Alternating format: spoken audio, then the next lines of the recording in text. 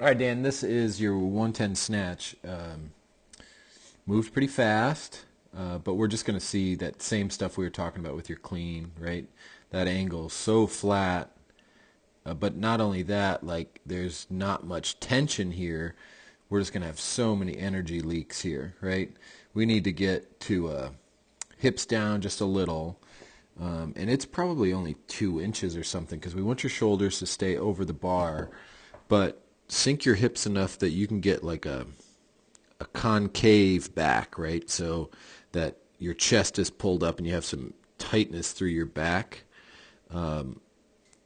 Because right now, when you get so parallel to the ground here, this part is mostly back, right? So the legs aren't moving much right there.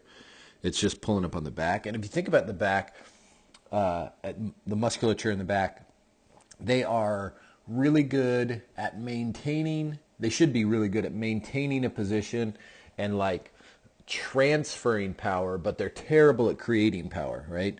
So right here, you're trying to create speed and power through the musculature of your back, and they're just not designed to do that, right?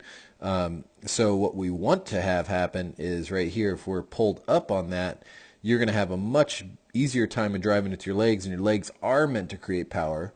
So we're going to gain speed through the middle of the lift, right? From there, because you're bent so far forward, you're bringing your hips hard forward to get to the bar, and you can see, I mean, this looks like you're about to, jump off the platform because your angle right now is like forward, right? So everything's going that way. We want to be as vertical as possible here, heels as close to being down, and you can see you're just strong up top, so you manipulate that bar and keep it in a good path, which is awesome. We want to keep doing that, but we'll have such a better time than if we can keep your chest up and drive down and attack the bar.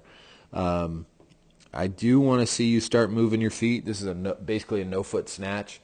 You're going to be too slow under the bar if you don't move your feet. That may be something that you're uncomfortable with right now coming off the knee last year. But I'd like to see that happen because this just looks like a semi-uncomfortable squat position. And you can see right here, left hip is much lower than the right one, and the left knee is to the inside a little bit. And I think if you move your feet, you'll be able to when you land, you get in a good force absorption stance. So knees out, good tightness through there, and I think you'll find the impact obviously is increased, but the positions you get to will be much more stable and strong when you leave your feet, just like landing from a jump, right? So you'll hit much more stable and strong positions. Last piece is we do want to see those shoulders like pushing up into the bar, right? And that's going to come from like some elevation of the traps to push up. And that will give you a little more stability. So the big thing, let's work on that start position.